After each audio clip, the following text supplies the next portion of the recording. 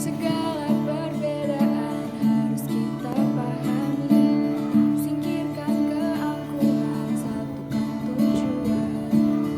Tetaplah tegar kawan menghadapi pandemi, untuk raih masa depan dan impian. Kita belajar prestasi. Silakan masuk. Yang terhormat Ibu Kepala Sekolah beserta Dewan Guru, saya Haldana Villa sebagai MC yang akan membawakan acara kegiatan tentang pemahaman disiplin positif yang akan disampaikan oleh Ibu Daryanto Kasana SPD, calon guru penggerak angkatan 10. Untuk memulai acara kita awali dengan mengucap lafaz basmalah. Bismillahirrahmanirrahim. Untuk acara selanjutnya yaitu pembukaan akan dibawakan oleh Ibu Kepala Sekolah. Kepada Ibu Ade Mama Surya, dipersilakan.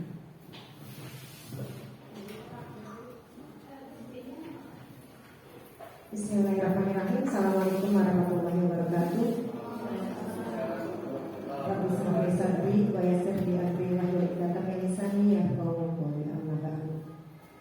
Yang terhormat Dewan Guru dan saya hormati pembawa acara, terima kasih sudah memberikan waktunya untuk pembukaan kegiatan diseminasi ini.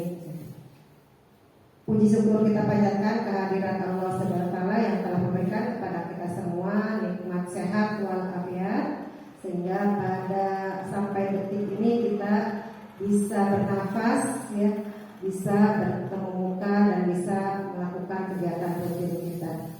Salawat serta salam senantiasa kita limpahkan kepada junjungan Nabi besar kita Muhammad Sallallahu Alaihi Wasallam beserta keluarganya, para sahabatnya, tabi'in hingga kepada kita selaku umatnya di yaumul kiamah. Semoga kita mendapatkan syafaatnya. Amin. Bapak Ibu Dewan Guru, Bu Ida saat ini sedang mengikuti PGP, ya, pendidikan guru penggerak di angkatan 10, ya. Dalam PGP ini, ya, ada beberapa modul yang harus dilalui oleh Bu Ida, ya, selama 6 bulan, ya, 6 bulan. Tetapi hitungannya masih sebetulnya 9 bulan, ya, 9 bulan ikut PGP ini, ya, menjadi CGP itu baik luring maupun daring, ya. Jadi modul yang saat sekarang mau disampaikan, ya, berbagi ke Dewan Guru ini adalah modul budaya positif. Ini anak-anaknya, ya, sebenarnya makanya mempelajari 3 modul, ya, 3 modul PGP itu selama 6 bulan, tetapi beranak pinak modulnya, ya. Jadi modul 1 itu tentang ini, ya, paradigma dan visi guru penggerak. Yang pertama refleksi filosofi pendidikan nasional Nyadar Dewantara. Itu subnya dari modul yang pertama. Yang kedua itu tentang peran dan nilai guru penggerak. Yang ketiga visi guru penggerak. Yang keempat budaya positif. Inilah yang akan disampaikan kepada Dewan Guru, ya. Jadi modul yang pertama ini ada 4, ya, ya, sudah sampai ini, ya, udah berapa bulan, tidak? Udah 3 bulan, tapi baru modul 1 yang sudah dilewatinya, ya. Jadi mohon dukungan, ya, dukungan Dewan Guru, ya.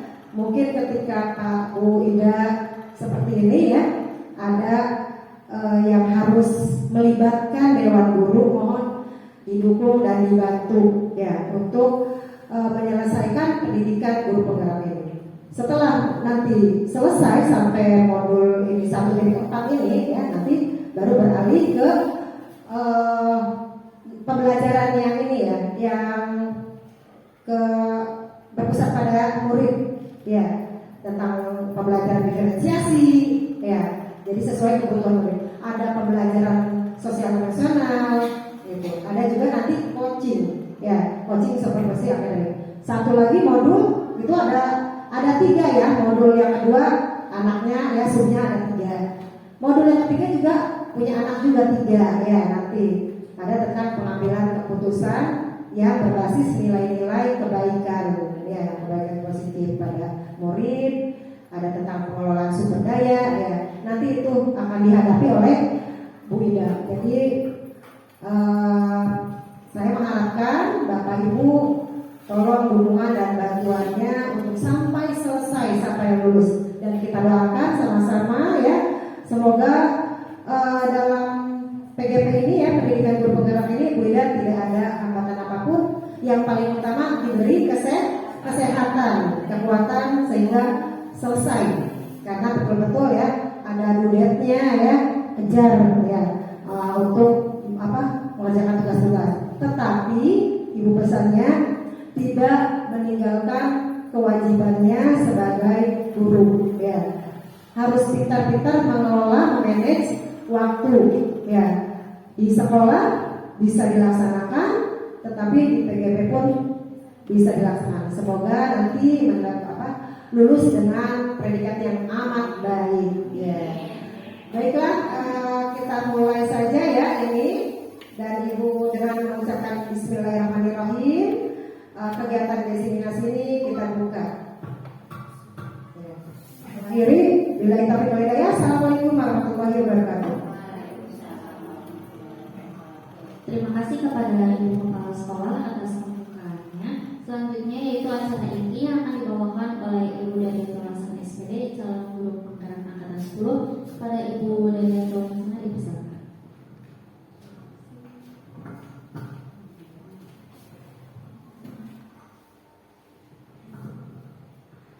Baik Ibu Bapak, Bismillahirrahmanirrahim. Assalamualaikum warahmatullahi wabarakatuh. Alhamdulillahirrahmanirrahim. Assalatu wassalamu ala asyrofil anbiya'i wal mursalin wa ala alihi washabbihi ajmain, amma ba'du. Puji syukur kehadirat Allah Subhanahu wa taala yang telah memberikan nikmat sehat sehingga kita bisa berkumpul kembali dalam rangka terutama silaturahmi ya Bapak dan Ibu, dan diseminasi budaya positif yang akan saya bawakan pada kesempatan kali ini. Dan berdirinya di sini, sebelumnya saya memohon maaf kepada Ibu dan Bapak, bukan untuk mengajari ya Pak ya, kita saling berbagi pengalaman, berbagi pengetahuan agar kita sama-sama dapat mewujudkan visi sekolah dan visi guru penggerak yang kita selaraskan di pekan kemarin, seperti itu. Baik, di sini langsung saja kita akan melihat tentang diseminasi budaya positif. Oke, baik Ibu Bapak, untuk yang pertama di sini ada perubahan paradigma belajar. Sebagaimana tadi sudah disampaikan oleh Ibu Kepala Sekolah bahwa di modul ada yang namanya paradigma belajar. Nah, di sini apa sih yang dimaksud dengan paradigma itu sendiri? Paradigma itu suatu keyakinan atau kepercayaan untuk melakukan suatu tindakan. Ya, jadi kalau kita sudah ada kata keyakinan, sebagaimana kita sebagai seorang Islam yang beragama Islam, kalau kita sudah yakin adanya Allah dengan segala perintahnya, dalam sholat, mengaji, berpuasa, dan ada dari dorongan diri sendiri karena keyakinan, bukan karena peraturan yang memang dampaknya atau motivasinya dari orang lain gitu ya. Lalu bagaimana caranya seseorang bisa berubah dari paradigma? Di sini ada yang stimulus respon. Jadi kita berikan stimulus lalu merespon dengan menggunakan pendekatan teori kontrol. Jadi di sini teori kontrolnya Ibu Bapak. Nah, seperti ini. Di sini ada yang namanya stimulus respon lalu dikaitkan dengan pendekatan teori kontrol. Realita kebutuhan kita sama. Yang biasa kita lakukan, kita itu menganggap siswa itu sama, gitu ya. Pada teori kontrol kita belajar kembali bahwa realita kebutuhan kita itu berbeda, gitu. Lalu yang kedua, semua orang melihat hal yang sama. Di teori kontrol setiap orang memiliki gambaran yang berbeda. Jadi kita jangan memposisikan diri sebagai guru yang egois gitu. Tapi kita lihat karakter dan kebutuhan murid itu sendiri.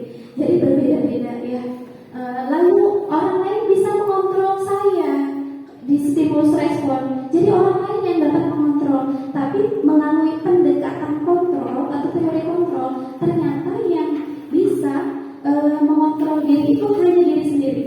Ya. Lalu ada pemaksaan pada saat bujukan yang berakhir gagal gitu. Karena memang yang namanya bujukan itu biasanya paksaan, tidak ada niat dari intrinsiknya gitu, dari dalam dirinya. Sedangkan pendekatan teori kontrol yaitu kolaborasi menciptakan pilihan baru. Jadi bersifat model berpikirnya itu untuk teori kontrol menang dan menang.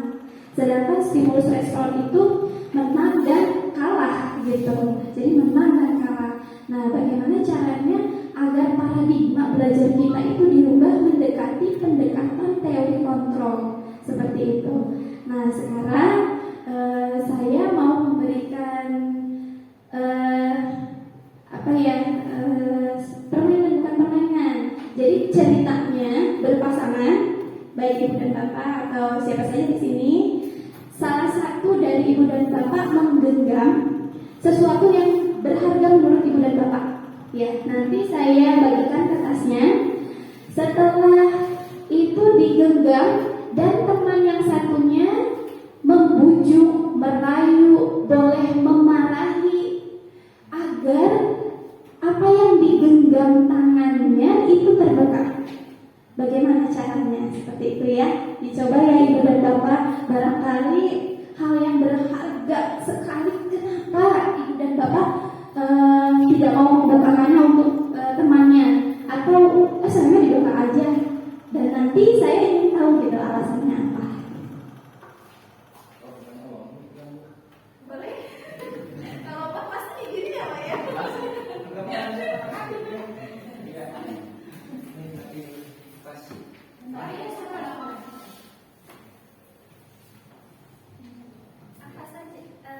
Bergantian ya, misalnya bapak berdua, nanti bapak dulu boleh, bapak dulu boleh. Pegang. Ya, nanti salah satu aja, genggam. Tulis dulu hal yang berharga menurut ibu dan bapak itu apa? Boleh dalam dunia pendidikan, boleh dalam kehidupan sehari-hari. Misalnya, ini termasuk termasuk uang Pak, termasuk boleh karena memang berharga gitu ya. Silahkan ditulis benar-benar hal yang menurut ibu dan bapak itu sesuatu yang berharga.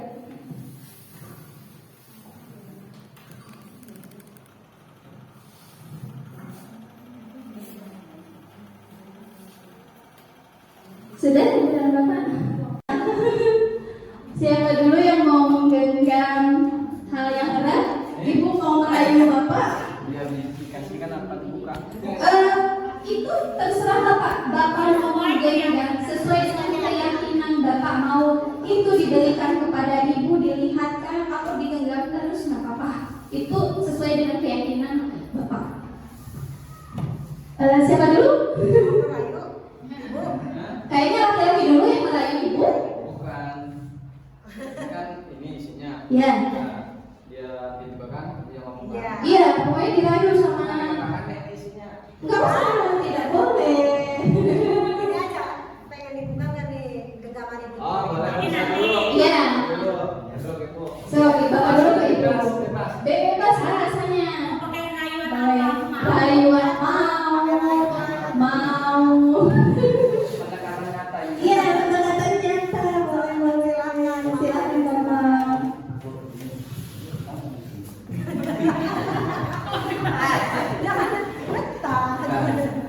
Oh, perluin pakai ini. Kalau betah berarti apa yang ibu ada perlu kami tahu. Karena kalau itu di berarti kebersamaan 100%. Kan nggak semuanya harus tahu dong. Kan ada hal-hal yang harus tidak tahu, ada hal yang harus tahu. Tapi kalau sifatnya kebersamaan boleh tunjukkan. Saya nggak mau. Saya nggak mau. Kalau nggak mau berarti saya pegang. ada sesuatu yang perlu diungkapkan di sini. Kan? Nggak mau. Karena kita juga kan tidak bisa melihat sesuatu itu dengan sikap saja, ya. Tapi dengan juga ada, gitu kan. Oh itu ini harus begini. Kalau kalau dari sisi lain pasti ada yang mau. Tapi Gitu. untuk hal ini, satu ini saya nggak mau. Lagi? Iya, baik Pak. Terima kasih ya. Berarti tunjukkan Bapak atau rayuan Bapak tidak menahannya. Oh ya, akan dibalas sama Bapak katanya ya. Silakan, boleh bergantian Ibu dengan Bapak. Silakan. Atau yang lainnya. Atau mau di ini? Satu lagi aja sama Bu Devi, kayaknya bisa nih. Bu Devi merayu Bapak sok agar genggamannya bisa dibuka.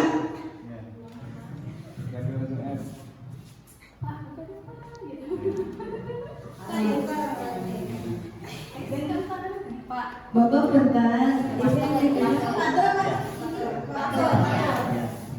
Oh bentar, kalau boleh tahu yang kita bantu apa ya Pak? Ini sangat berharga ini, Pak. Apa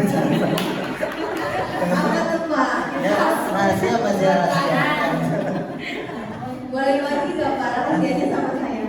Kalau bisa jawab pertanyaan saya boleh dibagi. Apa tuh Pak? Pertanyaannya? Hidup yang mulia itu yang gimana? Ya. Hidup yang mulia itu yang pertama Ya. kita menjalankan kewajiban kita sebagai orang muslim. Ya. Terus yang kedua bermanfaat bagi orang lain. Ya. Terus yang ketiganya yaitu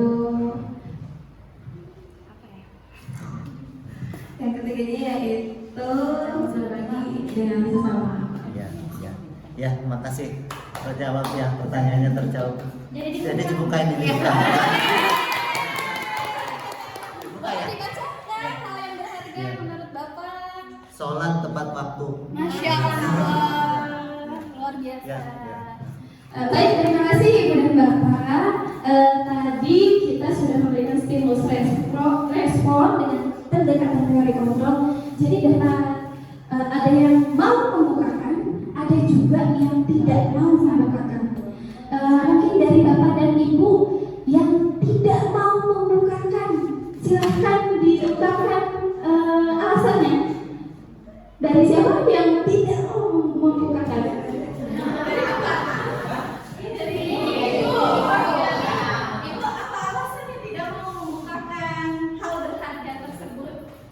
Ya, sesuatu yang berharga di dalam diri kita ya. Jadi ada yang harus kita pertahankan ya. Mungkin ada prinsip atau apa saja lah yang mesti kita, tidak semuanya orang harus tahu tentang kita gitu ya. Ada hal-hal yang harus kita jaga gitu ya. Itu saja sih. Dan alasan yang mau membukakan selain dari Bapak Turmudi, dari Bapak dan Ibu Bapak yang lain, boleh diungkapkan, Bu, Pak, saya mah nggak apa sih dibuka gitu. Bapak. Ibu, siapa dari ibu-ibu mungkin yang mau dibuka apa saya mah sudah. Iya, mungkin dari yang lainnya. Membuka kunci identifikasi. Iya, dari ibu. Kalau ibu mau buka atau menutup?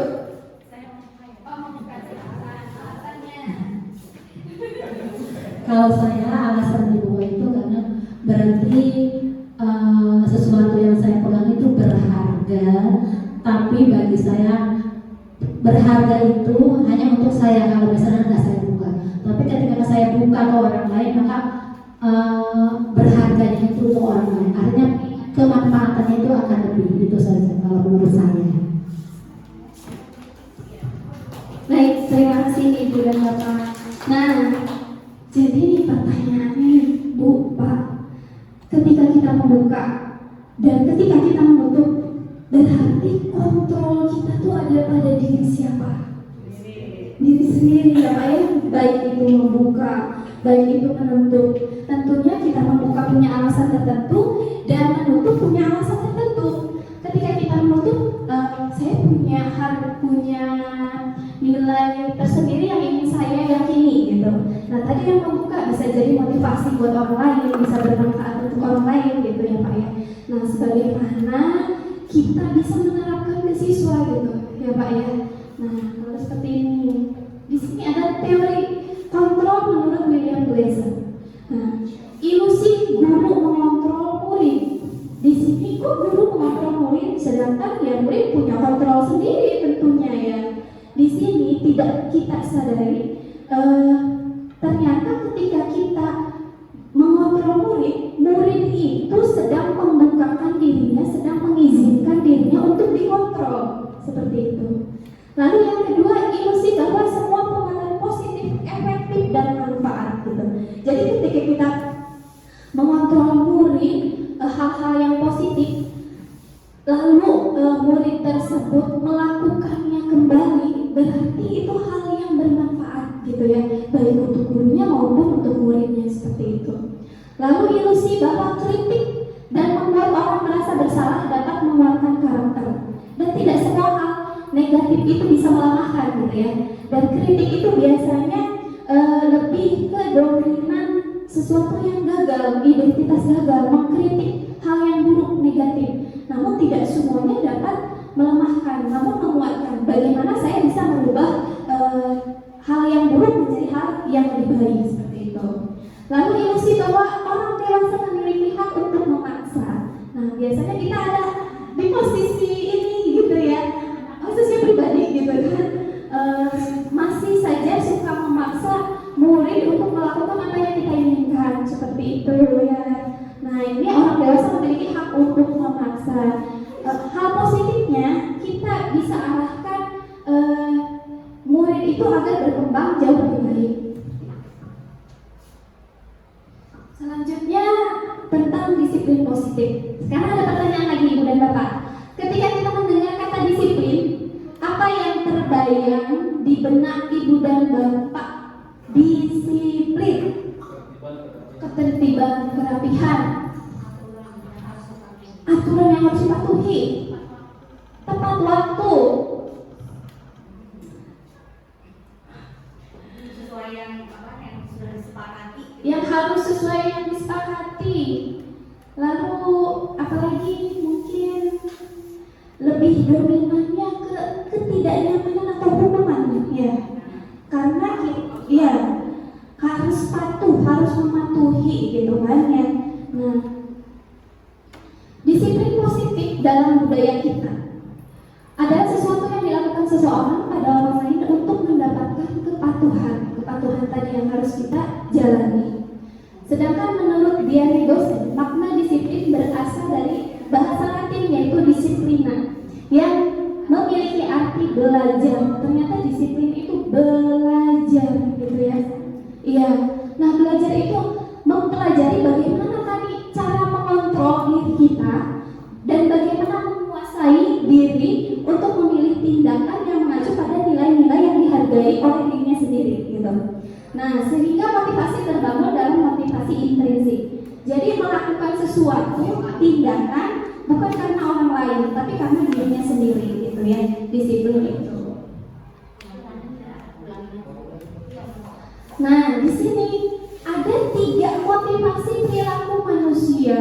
Ternyata dari disiplin itu ada 3 motivasi yang membuat murid atau seseorang itu mematuhi peraturan.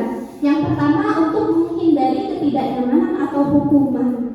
Iya, betul ya Ibu ya. Contohnya misalnya si A tidak mau membawa saya mau membawa tugas gitu, karena saya takut dihukum gitu kan ya.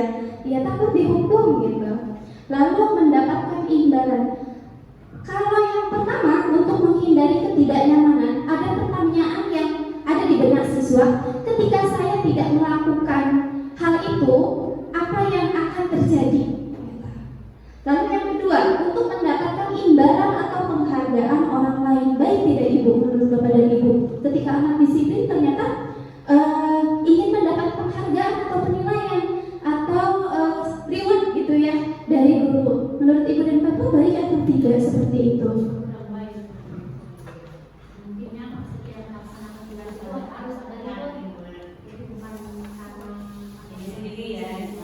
Iya, betul sekali ya Bu ya. kurang baik gitu, karena apa yang dilakukan nanti ke depannya akan mengharapkan seimbangan. Iya betul. Nah, pertanyaan di benak siswa yang muncul tadi kan, apa nanti yang akan terjadi? Sekarang ketika saya melakukan, apa yang akan saya dapatkan? Jadi motivasinya seperti itu ya, untuk yang kedua. Lalu yang ketiga, untuk menjadi orang yang mereka inginkan dan menghargai diri sendiri dengan nilai-nilai yang mereka percaya. Nah, untuk disiplin motivasi perilaku yang ketiga inilah bagaimana cara kita untuk bisa gitu mewujudkan murid kita percaya, memiliki keyakinan dalam dirinya untuk menghargai diri sendiri gitu. Nah, di sini pertanyaan yang muncul di benak siswa, ketika saya tidak melakukan, saya akan menjadi apa? Gitu. Jadi perbedaan-perbedaan yang akan muncul di tiga motivasi perilaku manusia ini, yang baiknya saya ini mau jadi apa sih nantinya kalau saya tidak mematuhi peraturan, tidak nurut gitu kepada orang tua, baik di rumah maupun di sekolah. Jadi kan sadar dalam diri sendiri gitu, kalau kita nanti saya kalau melanggar atau tidak sekolah, nanti saya tidak jadi apa-apa gitu kan. Tapi kalau untuk yang motivasi pertama dan kedua itu kurang baik untuk diterapkan. Selanjutnya, hukuman dihukum oleh penghargaan. Nah tadi dihukum oleh penghargaan, cara-cara mengontrol perilaku seseorang yang menghancurkan potensi pembelajaran yang sesungguhnya. Sedangkan menurut Kohn, secara ideal tindakan belajar itu sendiri adalah sebuah penghargaan gitu. Ya, jadi penghargaan itu sama dengan hukuman, Ibu dan Bapak, karena efeknya itu tidak baik ke depannya. Betul tadi ya, kata Ibu tadi, anak tuh akan berpikir saya akan mendapat imbalan dari Ibu A, sedangkan ketika tidak mendapatkannya kecewa ya, terus menurunkan kreativitas, ya motivasi dari dirinya gitu ya. Nah ini hukuman pengaruh jangka pendek dan jangka panjang ya. Jadi ada pengaruhnya ketika kita jangka pendek, nanti kamu kalau ikut lomba dapat hadiah dari ibu sendiri misalnya. Nah OSN misalnya buru-buru kamu harus ikut ya. Nah motivasinya nggak baik gitu nanti dalam jangka pendek dan jangka panjangnya. Lalu penghargaan tidak efektif. Lalu penghargaan dapat merusak hubungan. Tadi itu ketika selalu diberikan penghargaan oleh guru A tidak memberikannya, bisa jadi antara hubungan mereka, saya males gitu kan sama bu guru ini gitu kan. Jadi kita tidak mau gitu memiliki hubungan yang rusak dengan murid. Lalu penghargaan mengurangi ketepatan, penghargaan menurunkan kualitas. Tadi itu belajarnya bukan karena diri sendiri, tapi menginginkan sesuatu. Penghargaan mematikan kreativitas, membatasi dirinya sendiri. Ternyata ketika kita memberikan penghargaan, udahlah saya mah segini aja dikasih penghargaan kok, jadi membatasi diri untuk jauh lebih bisa ternyata dia itu gitu. Lalu penghargaan hukuman. Nah yang ke-8 ini motivasi dari dalam diri yang harus kita tumbuhkan. Selanjutnya, nah di sini ada kebutuhan dasar manusia. Ternyata siswa memilih tindakan A, B, dan C, apalagi sekolah dasar ya Ibu, sekolah dasar gitu, yang saya alami, kebutuhan dasarnya itu bervariasi. Contohnya misalnya di kelas 1 ada yang muak aja, ada yang lapar aja, berantem aja. Nah berarti mereka tuh ingin sesuatu kebutuhannya terpenuhi gitu kan. Nah di sini ada 5 kebutuhan dasar manusia ternyata. Yang pertama kesenangan, fun gitu, kesenangan. Ada murid contohnya Doni melempar makanan ke muka temannya lalu temannya menangis. Doni menganggap temannya menangis itu lucu. Sebuah kata lucu itu kesenangan bagi Doni, berarti Doni membutuhkan kebutuhan kesenangan. Jadi seperti itu gitu ya. Sedangkan itu hal yang tidak baik gitu. Bagaimana caranya kita bisa mengarahkannya ke yang lebih baik? Itu kan melempar. Nah, benda-benda apa sih yang bisa dilempar? Masa makanan bisa dilempar seperti itu kan? Kita bisa arahkan bola misalnya yang bisa kita lempar. Yo kamu nanti pas olahraga harus lebih giat tuh main bola atau seperti apa ya kan. Lalu merasa ingin diterima itu biasanya anak itu memang memiliki kelebihannya masing-masing gitu ya, memiliki kelebihannya masing-masing. Dan biasanya di sini kalau merasa ingin diterima itu anak itu memiliki powernya berkaitan dengan penguasaan. Pengennya jadi pemimpin biasanya ya, pemimpin. Contohnya misalnya pemimpin upacara belajar ya di sini. Terus pemimpin di kelas membaca doa secara bergantian. Bisa kita fasilitasi hal seperti itu gitu ya. Lalu kebebasan. Ternyata anak juga memiliki kebebasan, ingin bebas gitu ya. Tidak terikat dengan apa yang ingin kita tuntut gitu. Ternyata anak memiliki kebebasan. Dan sekarang ada metode-metode yang memang bisa memasukkan itu permainan-permainan di dalam pembelajaran agar anak juga tidak jenuh gitu ya. Lalu bertahan hidup. Nah, di sini bertahan hidup ini berkaitan dengan makan, minum, kesehatan, rumah. Ketika anak ke sekolah, misalnya tidak sarapan, berpengaruh tidak ibu bapak ketika belajar? Ya, sangat berpengaruh ya ibu ya. Jadi kita harus tetap memperhatikan kebutuhan dasar yang memang setiap hari kita hadapi murid-murid kita gitu. Contohnya nih ibu dan bapak, Bu, bagaimana sih cara mengidentifikasi gitu? Kita nih biar tahu anak nih kebutuhan dasarnya apa pada saat hari ini. Nah, di sini waktu itu Ibu Kori ya coba anak-anak baris dari depan, gitu kan ya, baris Bu. Coba bisa tos, bisa salaman, bisa berpelukan, gitu kan ya. Dan alhamdulillah memang diterapkan ya Bu ya, sudah diterapkan gitu. Mulai diterapkan seperti ini, misalnya di sini ada peluk, ada tos, terus ada bersalaman, ada tanda tanya, ada seperti ini, terus ada double this itu termasuk ke permainan gitu ya. Nah, hal ini bisa mengidentifikasi, bukan hanya ini sebenarnya yang dapat mengidentifikasi kebutuhan murid gitu kan ya. Nah, misalnya berpelukan. Kenapa sih anak ini setiap hari berpelukan terus gitu kan ya, mintanya dipeluk terus. Nah, saya pernah bertanya, ada siswa yang memang pengennya dipeluk terus ketika masuk kelas. Ketika saya tanya, kenapa nak pengen peluk terus mukanya cemberut aja. Nah, ketika ditanya, ternyata ketika mau pergi ke sekolah, ibu dan bapaknya bertengkar di rumah. Mungkin kurang perhatian, mungkin ya Bu dan Bapak yang kasih sayang seperti itu. Jadi dia ingin dipenuhi tuh kasih sayangnya oleh orang lain gitu kan. Nah, oleh orang lainnya ketika datang ke sekolah ya kita sebagai orang tuanya. Lalu misalnya pertanyaan-pertanyaan ringan, ketika anak memilih pertanyaan misalnya, kita nggak memberikan pertanyaan yang mendalam gitu ya, hanya cukup bertanya pagi ini udah sarapan gitu kan. Nah, misalnya belum, wah kita perhatikan nih pagi-pagi belum sarapan, bagaimana dampaknya terhadap belajar seperti itu. Lalu ada misalnya memilih kalau di sini saya permainan biasanya, misalnya saya lakukan double this, double that, itu sebelumnya dimainkan dulu di kelas gitu biar anak hafal gitu. Oh berarti ini anak asik ceria gitu ya, pagi-pagi udah ceria, udah pengen di sininya belajar sambil bermain gitu kan ya, bisa.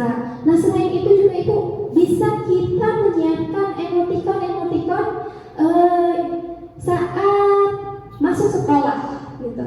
Nah, masuk kelas terus disiapkan emotikon, anak setiap absen suruh ambil ekspresi pada hari itu apa yang mereka rasakan.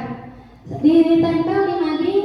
Nah, setelah ditempel di mading, kita refleksi gitu sebagai guru evaluasi. Oh, ternyata Rizky hari ini marah.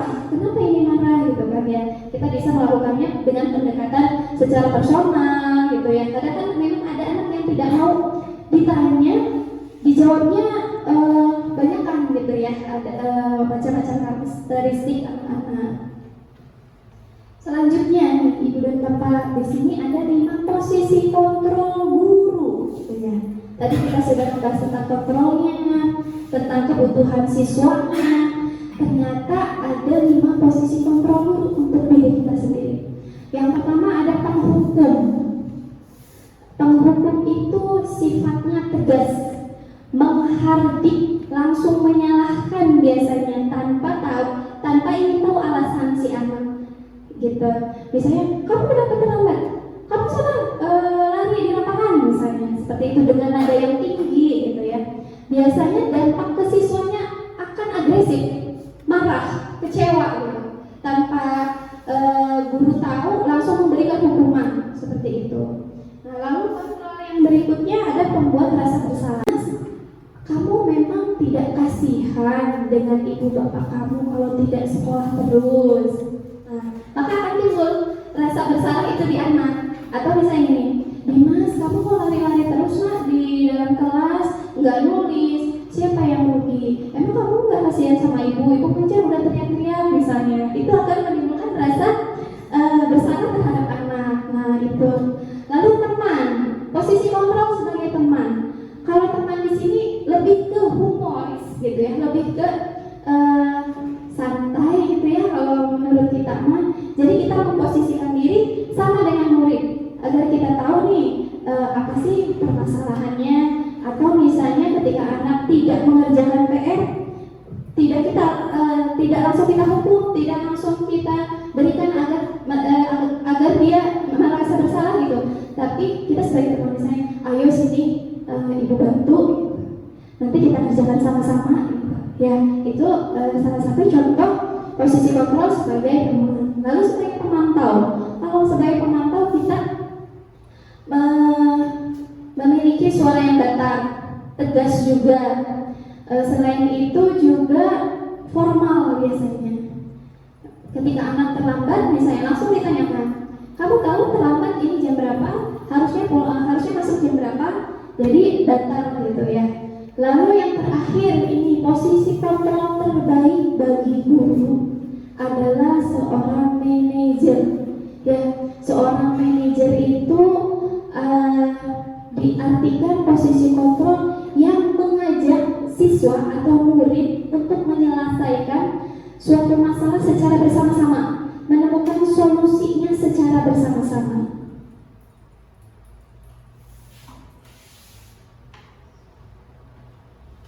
Nah, berkaitan dengan manajer, yaitu ada segitiga restitusi. Ya, di sini segitiga restitusi itu sendiri merupakan proses kolaborasi yang mengajak murid untuk mencari solusi untuk masalah mereka dan membantu murid berpikir tentang orang seperti apa yang mereka inginkan dan bagaimana mereka harus memperlakukan orang lain.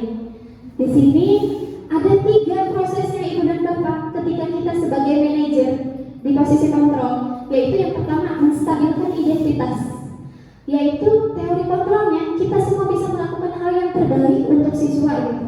Yang kedua, validasi tindakan yang salah. Semua perilaku memiliki alasan. Tadi itu alasan siswa itu kebutuhannya apa dari kelima kebutuhan dasar itu. Lalu menanyakan keyakinan.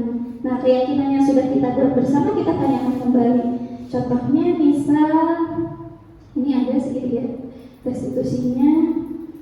Contohnya kemarin di kelas saya Al berantem sama Hafid di kelas, menjambak sama mencakar-cakar sampai Hafid nangis. Nah, saya selesaikan dengan segitiga restitusi. Menyelesaikannya saya memanggil keduanya, saya ingin tahu dari alasan masing-masing gitu ya. Tapi yang lebih dominan salah memang Al, karena Al tidak mau menerima kekalahannya ketika bermain. Jadi Al sama Hafid itu main pancok ketika istirahat. Al kalah, lalu Hafid langsung dijambak sama dicakar. Nah, dari situ saya tanya, Al kenapa melakukan hal itu? Nah, hal itu termasuk adalah menstabilkan identitas. Al kenapa melakukan hal itu? Kita biarkan dulu, biar dia bercerita terlebih dahulu gitu ya. Nah, setelah menstabilkan identitas, kita ke validasi tindakan yang salah. Nah, Validasi tindakan yang salah kita juga bisa menggunakan perkataan mungkin kamu bisa melakukannya lebih dari itu. Ibu menghargai. Jadi kita tuh tidak langsung sebagai penghukum, tidak langsung sebagai teman, tapi kita sama-sama di sini mencari solusinya agar A dapat memperbaiki perilakunya tersebut agar menjadi lebih baik baik terhadap temannya maupun terhadap yang lainnya seperti itu. Dan yang terakhir menanyakan keyakinannya, keyakinan kelas yang sudah dibuat seperti apa gitu. Lalu yang terakhir tentang keyakinan kelas, sebagaimana yang tadi sudah dijelaskan mengenai keyakinan, di sini ada pembentukan keyakinan kelas. Untuk yang pertama, keyakinan kelas itu bersifatnya abstrak daripada peraturan gitu ya, yang lebih rinci dan konkret. Lalu keyakinan kelas berupa pernyataan universal, lebih ke umum gitu, tidak yang lebih detailnya gitu. Misalnya ke dalam kelas tidak boleh menggunakan topi. Nah, itu bisa kita atur misalnya disiplin di dalam kelas, berarti kan misalnya bisa berpakaian rapi, topinya dilepas ketika masuk kelas gitu ya. Lalu keyakinan kelas hendaknya tidak terlalu banyak sehingga mudah diingatkan dan dipahami oleh semua warga kelas. Lalu pernyataan keyakinan kelas dibuat dalam bentuk positif, jadi tidak menggunakan kata tidak gitu ya Pak ya. Misalnya tidak boleh membuang sampah, kita bisa menggunakan bahasa positif atau kalimat positifnya menjaga kebersihan kelas, menjaga kebersihan sekolah. Jadi kalimat-kalimat negatif itu dihindari gitu. Lalu keyakinan kelas sebaiknya sesuatu yang diterapkan di lingkungan sekolah atau di lingkungan kelas ya, betul Ibu. Lalu hendaknya ikut berkontribusi semua warga sekolah. Kalau kita membuat keyakinan kelas keyakinan sekolah, berarti warga sekolah yang harus kita libatkan, mulai dari guru, kepala sekolah, wali murid, siswa gitu ya. Kalau kita membuat keyakinan kelas di dalam kelas antara guru dan siswa saja. Lalu ada prosedurnya pembentukan keyakinan kelas, seperti mempersilahkan warga sekolah semuanya gitu ya, murid-murid untuk mengungkapkan pendapatnya masing-masing, agar kita juga tidak menutup keinginan dari warga sekolah gitu. Jadi harus sama-sama memiliki kesepakatan yang memang harus diyakini secara bersama-sama, karena kita akan menjalannya secara bersama-sama gitu. Itu saja Ibu dan Bapak materi kali ini, diserahkan ke moderator selanjutnya.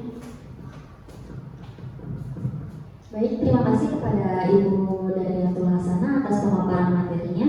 Kemudian acara selanjutnya yaitu tanya jawab kepada Bapak Ibu guru yang ingin bertanya, dipersilakan.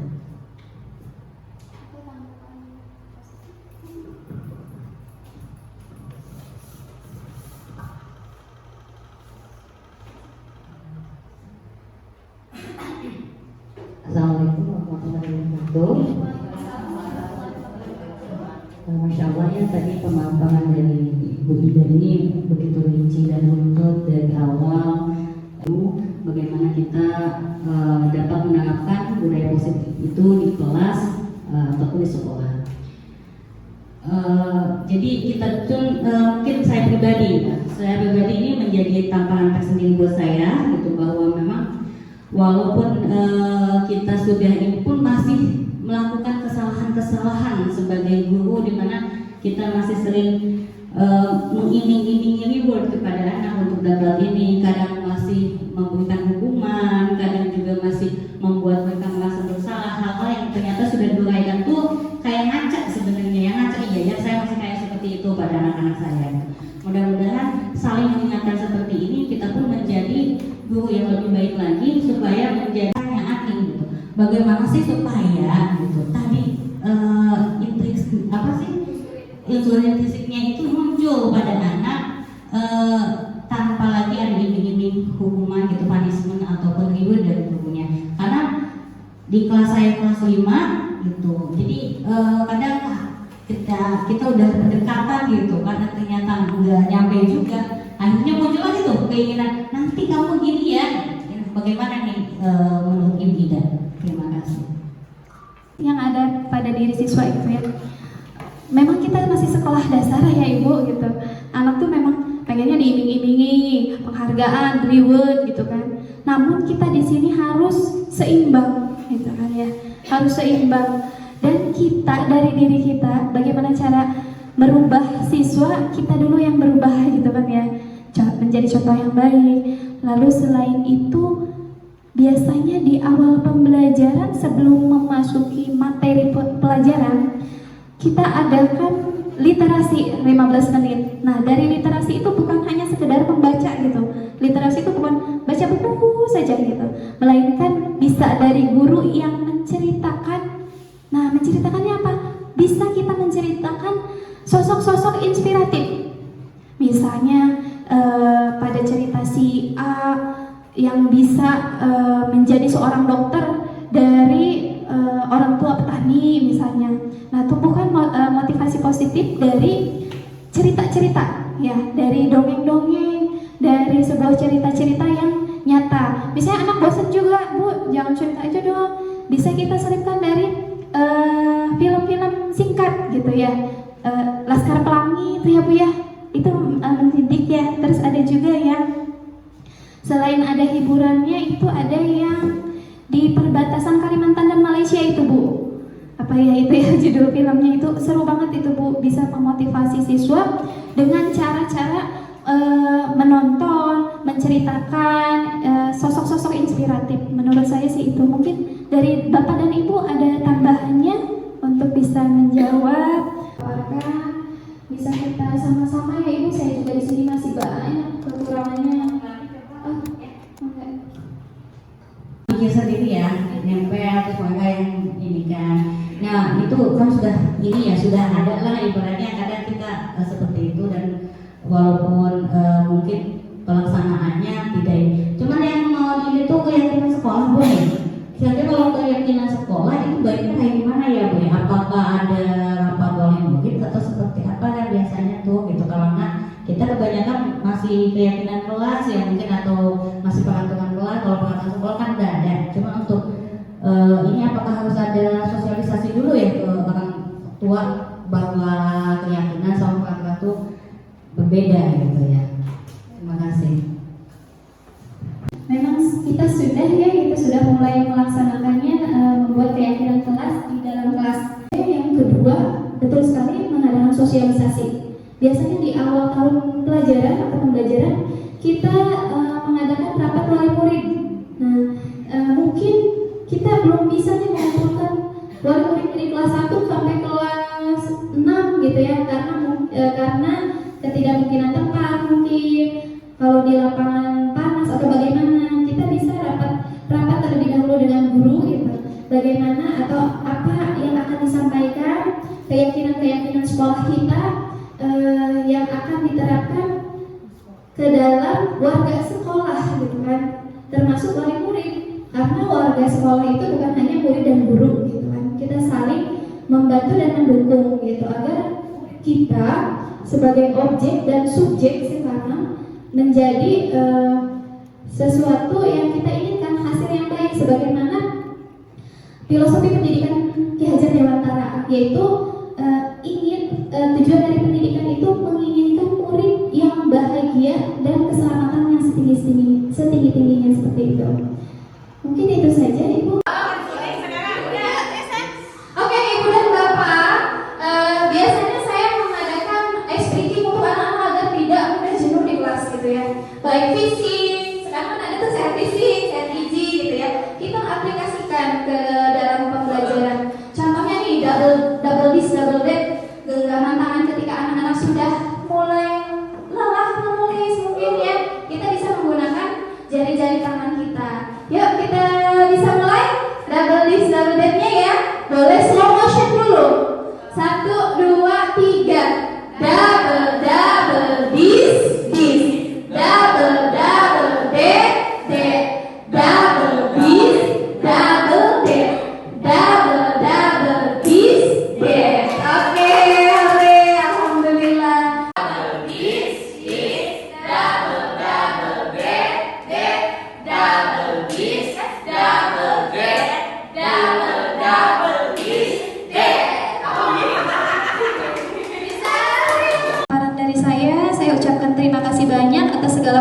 perhatiannya dan waktunya. Kurang lebihnya mohon maaf. Wabillahi taufiq wal hidayah. Wassalamualaikum warahmatullahi wabarakatuh.